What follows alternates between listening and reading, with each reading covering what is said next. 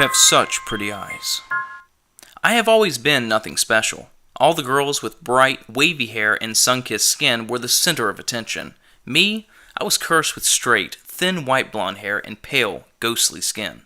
My nickname has always been Casper, or Vampire Girl. The one thing that I have that others envy me for are my eyes, for they are silver blue with golden swirls, outlining my irises. In my small town, nearly everyone has chocolate brown eyes, or hazel ones. I frequently got compliments on my eyes, but nothing else. One day, a guy who sat in the back of my biology class, who was also a loner like me, spoke to me for the first time since school began 5 months ago.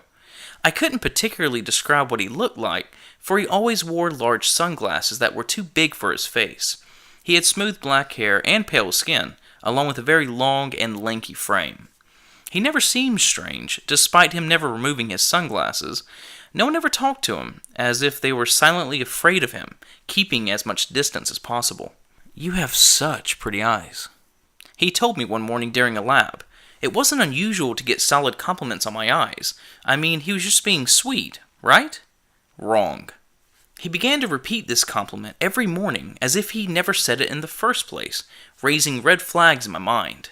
One day, we were paired up as partners for a project, and he looked very excited in the most creepy manner. He told me that I should come to his house that day to work on our project, since he wasn't allowed at other people's houses. Hesitantly, I agreed. My mom dropped me off at his house, and I dragged myself towards his large door. Before I could even knock, he opened it with an eerie smile. "Hello, Rosemary. I see you brought your pretty eyes with you, as always," he said. That sent chills down my spine. I mean, why were my two little eyes so important to this guy? I get it, they're pretty, but calm your pants about it. My thoughts were interrupted by his disappearance. Where did he go? How did I not notice him leave? Suddenly, I could see the outline of his silhouette at the top of the stairs. "Come," he whispered. I was in a terrifying situation where I could not move, and I had no choice but to walk up those stairs. I seriously should have called my mom to get me. I was already ready to nope the hell out of here. I followed him to his room, and he shut the door, hiding behind it in the process.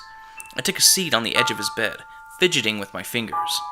"I have something to show you, and I've never shown anyone this before," he began.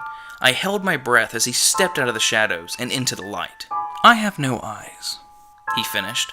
I screamed bloody murder. How could he have complimented me if he had no idea what I even looked like?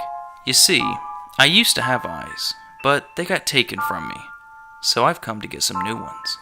He grinned. My heart stopped when it finally dawned on me whose eyes he wanted. "Look around one last time, Rosemary. It'll be the last thing you see." He laughed. I screamed even louder this time, too weak to put up a fight. "Close your eyes. You'll only feel the pain for a second." That was the day I lost my eyes. I've been wearing sunglasses to school ever since. I've learned to type through sense of touch, and it's not that hard, actually. There's a new student in my math class, and I've heard she has beautiful emerald eyes. I went up to her before class began, tapping her shoulder. "You have such pretty eyes." I smiled. We got paired up for a project recently, and I'm really looking forward to getting me a new pair of eyes.